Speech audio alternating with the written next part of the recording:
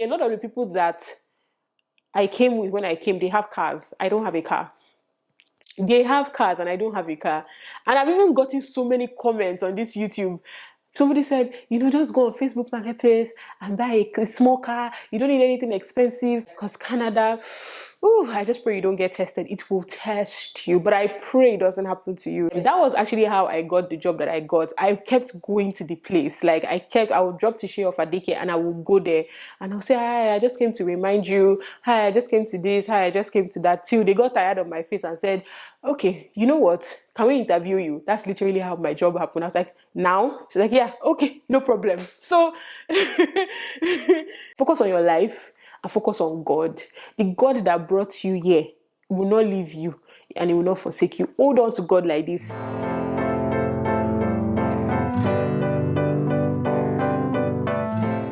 Hey beautiful people, what's up and welcome back to my channel again. This is part 2 of things that I think that international students should know as they are starting school very soon, as soon as next week here in Canada.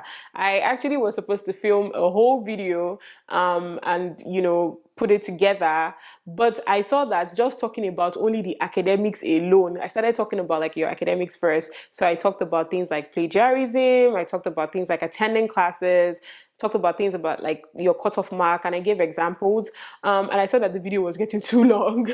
So I knew I couldn't fit everything in one video, so I decided to make it part 2. So if you want to see part 1, please go check it out. I'll leave a link up here so you can check it out. It's going to be very useful for you. So in this second part, we're going to be talking about every other thing that is not academics, but academics is like, it was a whole video dedicated to you because that's the reason why you're here. That's the sole reason why you're here, and we just have to take that seriously. Okay, so now let's move on to other things. Let's start with the obvious that everybody always talks about. Do not get into unnecessary debt. Don't get into unnecessary debt. Like, it's very easy to get into debt, especially because Canada is it's a credit-based system. So when you come, you see a lot of banks want you to give you credit cards, and I know there's a limit. I think a lot of international students get like $1,000. Some of them give $500. I've heard of 1 or 2. Maybe Scotiabank gives like $2,000. I'm not sure. Credit card. And so it's so tempting to just want to collect a card that there's free money inside. In your mind, it's like free money. It's not free money. You're still going to pay for it. You're even going to pay with interest.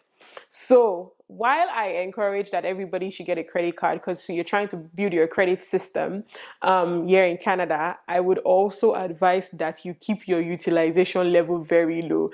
Utilization level pretty much is, for example, you get a card that has $1,000 limit on it, for example.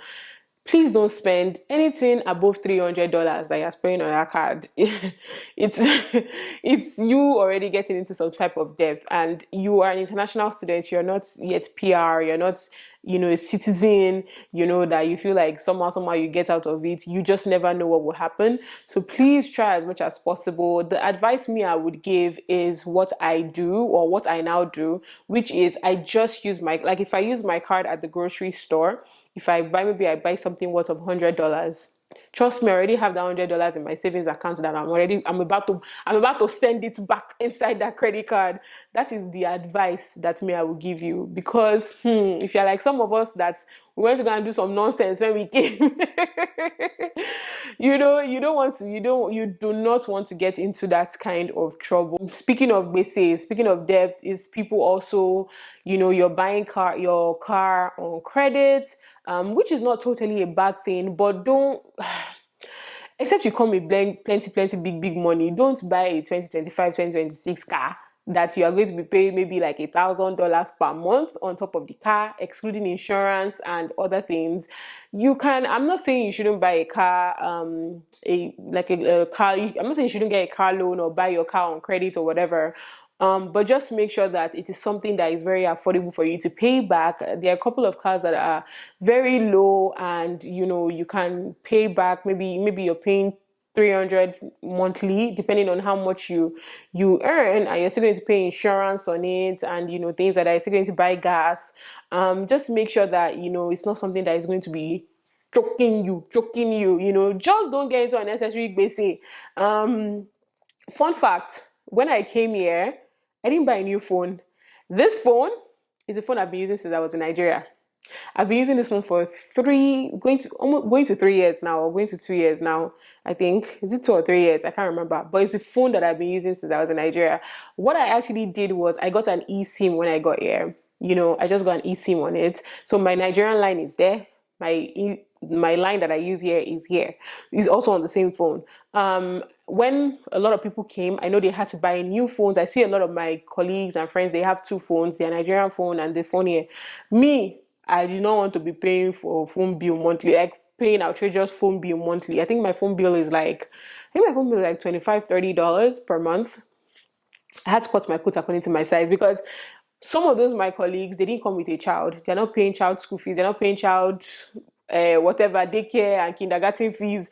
Me, I am. So I cannot be competing with them and be, saying I want to buy the latest iPhone. Basically, just don't get yourself into unnecessary debt, please. It's very, very important, and it's very easy to do here. Like, especially because, like, when you buy a phone, you're not paying that day. I remember when we paid for our or bought our internet line or whatever, we didn't pay that month. It's the next month they will send you a bill. When we paid for our BC Hydro, like our light, is the next month they will send you a bill. So when you set it up that day, they will not collect any money from you, and it's until you see your first bill, you'll be like, hey, what is going on? So please try as much as possible not to get into any type of debt. You can also make sure you buy some of the things that you need at like thrift stores or like Facebook Marketplace. Like most of the things we bought in this house from Facebook Marketplace, the dining set, the couch, I bought them off of Facebook Marketplace, because when I even saw the prices for how much they were selling couch, I was like, huh?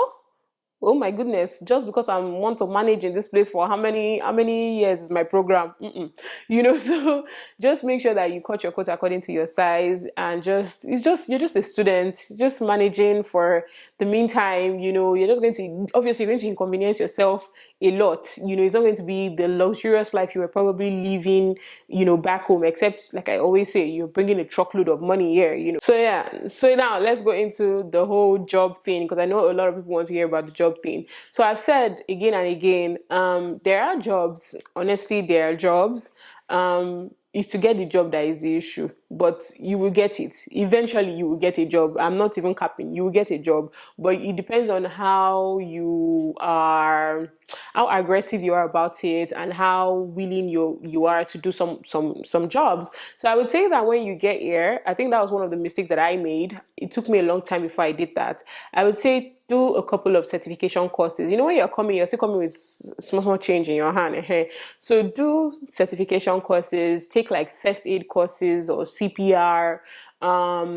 In some places like here, I don't know, I think it's about $150. I've heard that some are cheaper, but the one that I know of is actually about, I think, almost $200, and it's a 2-day course, and it's both first aid and CPR, and I think one more. They join them together, and once you collect that certificate, it's valid for 5 years. So you can use that certificate, you can use it to get jobs as personal support workers, care workers, things like that.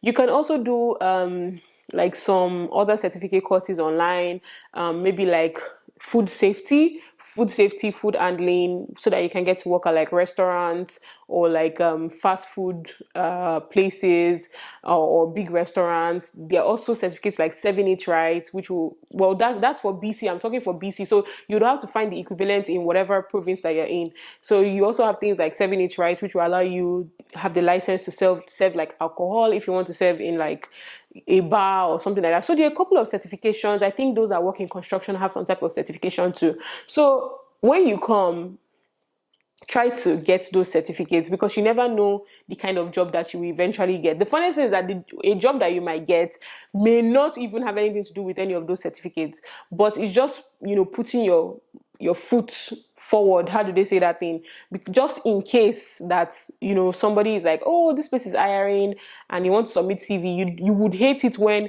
you submit your CV, they will tell you, oh, do you have 7-8 right, or do you have food handling, and you're like, no, and they'll say, sorry, it will pain you. So when you come, I would say please get those certificates. A lot of them are, some of them are online. You just sit down in the comfort of your house. You pay maybe $35, $30. Sit down in the comfort of your house. You do the thing. You collect the certificate. Some of them you have to go there. I think like the first aid CPR one, you will go there, and maybe it's a day. I think for some it's a day. For some it's in 2 days, and you write like an exam after. It's nothing serious, but just get the certificate, and you just know that you have done your own part, and it's just for you to be applying for the jobs. I think you should just have an open mind. Have an open mind. You're a student. You can only work 24 hours a week.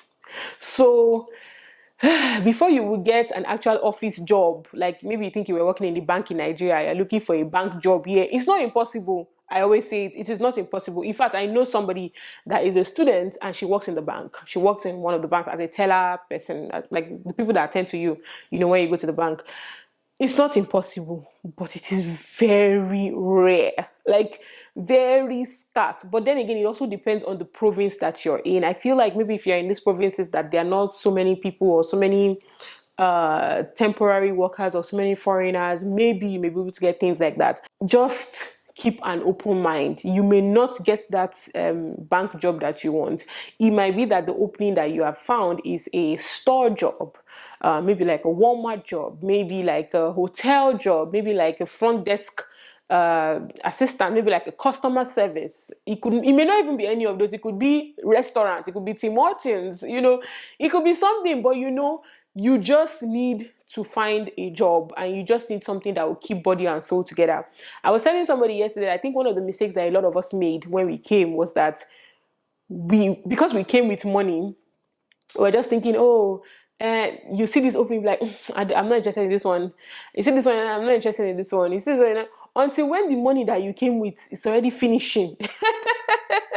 That's when you will know that you did a job. And the person was telling me that that's what he was also telling somebody, that don't let your money finish before you get a job. Because get a job and, you know, let the money be coming in, so that, because the person that was even talking to me was telling me that, do I know that some of the dollars that he brought from Nigeria is still in his bag? He has not spent it, because this guy, God has been so good to him, literally got a job, I think 2-3 weeks after he landed. So he's been earning since then, and that's what he's been spending. So the dollars that he actually brought from Nigeria, he actually kept it. It's still with him. That's what he was telling me. I was like, that was the mistake I made. I was just like, I can't do this one. I have a daughter. I can't do this one. I can't do this one. And honestly, there were no invalid reasons. There were actually valid reasons. Like if somebody wants me to come and do a night shift job right now, for example, I can actually do it, because I have somewhere that I can put Tisha now. If I have 2 places I can put Tisha, and she's even been saying she wants to go and do sleepover in those places, and she'll be fine, you know. And I trust those people, and I'm so happy that I've surrounded myself with people like that. So I can do it now if I get something like that. But then I was like, I can't do this one. I can't do this one. I can't do this one. And it was all because in my head, at least I get money for rent next month. I didn't, you know. But when the money started depleting, because you're not restoring it, you're not bringing the money back. That's when you start panicking and say, you know what, this is why I can't do anything. Anything you bring my way, I will do. If you want me to wash the toilet, I will wash toilet. You know. So please, as much as possible, as soon as you land, just start securing yourself job opportunities. The earlier you start applying, the better you start knowing how things work, and you can know, you know, how to go about it. I would also say that depending on where you are, what province you are, don't just limit yourself to submitting CVs online. If you submit a particular CV online, please go to the place to follow up. So if you, let's say Walmart is hiring rather, and you submit your CV online, please go to the Walmart the next day and say, please, I want to see your manager. Please, I want to see this. Please, I want to see that. For example, and you know, they'll tell you, oh yeah, go and apply online. Tell them I've applied online. I just wanted to submit my CV to in person, and start building and having communications with them. That was actually how I got the job that I got. I kept going to the place. Like I would drop Tisha off at daycare and I would go there and I'll say, hi, I just came to remind you. Hi, I just came to this. Hi, I just came to that. Till they got tired of my face and said, okay, you know what? Can we interview you? That's literally how my job happened. I was like, now? She's like, yeah, okay, no problem. So everybody has a story to tell. If you ask anybody that has been here, they have their own unique stories to tell. And eventually, like I said, you will get a job. There's no how you will get a job. You will get, if you're serious, so I'm talking about people that are not serious. If you're serious, you will get a job. But you need to be proactive about it and you need to work hard towards it while not neglecting the fact that you are in school and you have, school things to do. And you have in mind that it's only 24 hours a week that you can work. So you're kind of limited to the kind of opportunities that you're going to get. Now, another thing I have to tell you is that it's going to get to a time when you're going to feel like you want to go back home. I can't do this again. I'm just like, everything is just going to look like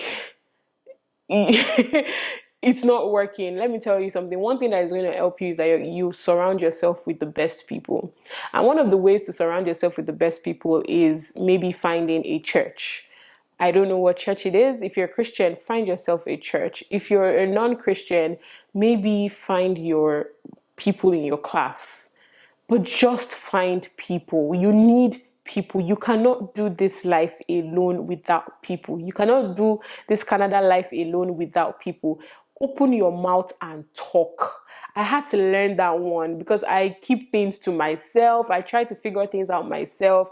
And I just realized I was suffering myself for no reason because there are people that have gone ahead of me and done this before. But they'll just be looking at you like this. They will not say anything until you open your mouth to talk and ask them.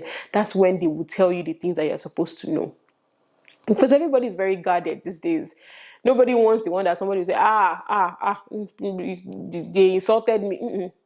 But if you open your mouth and you talk, people will help you. And that's why you need to surround yourself with positive-minded people. That not the people that will tell you, it's not easy to get a job, or you can never get a job, or me, before I got a job, it took me 10 years before I got a job. Positive-minded people. Those are the people that are going to keep you sane. Those are the people that are going to keep you moving. Especially for so many of us that you travel thousands of miles away and you don't even have support system and you're coming to a place where you don't know anybody. If you're coming to a place where you have brothers and sisters and cousins, you're very lucky. But those coming to a place where you know not a single soul, oh my God, you need people. And so if you're a Christian, find a Bible-believing church and start attending that church. Especially if I don't have a problem with you going to a church that is not, let me use Nigerians, for example, that is not Nigerian. I don't have a problem with it. But I've heard people say things, I don't like associating with Nigerians. I don't want to have anything to do with Nigerians. I get it. Nigerians have their, but it's not only Nigerians. Let me tell you something. Anybody from any part of the world, they have people that don't have sense too. The same way some Nigerians too don't have sense. There are people from US too that don't have sense. There are people from even this Canada too that don't have sense. So all this, I don't want to associate with anybody that is not Nigerian and that is Nigerian. I don't want to attend Nigerian churches. I don't want to do. That's fine. I'm not forcing you to, but please find a Bible-believing church. And I can tell you for a fact that the Nigerian church that I attend, they've been super helpful. I have met amazing people in that place. Amazing people that we've even talked. We've not even found out that we were even like neighbors in Nigeria, and we didn't even know each other. We even have mutual friends. So when I hear people say, I don't want to have anything to do with Nigerians, especially when you have children, your children go to school, they are introduced into this Oyinbo life and Oyinbo culture from Monday to Friday. I just think that the least you can do is you go to a Nigerian church so that your children can interact with Nigerians. But that's neither here nor there. We're not even discussing that. My own is find a Bible-believing church and don't isolate yourself and say it's only Nigerians that you also want to, have something to do with. My best buddy at work is from Mauritius. In fact, initially I thought it was actually from India. So we started talking one day, just talking about our lives. And then I found out that he was actually born and raised, like his grandparents are from Mauritius. Like everybody, his whole life is Mauritius. And, and it was so nice meeting him and interacting with him and stuff like that. He's one of my best buddies at work, But on the other hand, I go to a Nigerian church because I still love that sense of community. I still want to speak Yoruba to my people. I still want to, gist with my people, It's not Monday to Friday I'm with people that are not my people. which I don't have a problem with them. I love working with them. But then on Sunday, I want to talk to my people. Do you understand? So anyways, that's just me saying that. But I just think that you need to surround yourself with people. You need people in your life. It's very, very important. Don't try to be an island. Don't try to isolate yourself from other people, especially in this Canada, because Canada, I just pray you don't get tested. It will test you, but I pray it doesn't happen to you. But when you find yourself in that situation, it is people around you that you have surrounded yourself with that will help you, and you will feel better. And honestly, at the end of the day, everybody's going to come out tops. And yeah, last but not the least, in other things that I think you should know, I've said so many of them in my previous videos. I've talked about, your expectations about job. You may not get a job in the first 2, 3, 4, 5, even 6 months, even 8 months of being here. So have that expectation, and if it happens, to God be my glory. To God be the glory, But then, and then if you watched 2 vlogs ago or 3 vlogs ago, I'll probably also leave a link up here, where my husband was talking about, as a spouse of an international student, the things that you should expect and the things that you should know. I think that's a very useful video to also watch, especially if you're coming as a spouse of an international student, or even as an international student. I think you should check out that video. But just to summarize and cap everything up, let me just say, give yourself grace. Give yourself grace. Give yourself grace. Are there times that you will cry? You will cry. I pray you will not cry in Jesus' name, but let me just say it like that. But then just give yourself grace and just be patient and run your own race. Don't look at people that even came with you on the same day. Everybody's life is very different. There are people that I hear now that they'll say, they'll tell me, the person is not working. Since we came, the person has not gotten a job. And I'm like, how is the person paying house rent? How is the person this? Everybody's life is different. You don't know if somebody's funding them back home. You don't know the kind of money that they brought.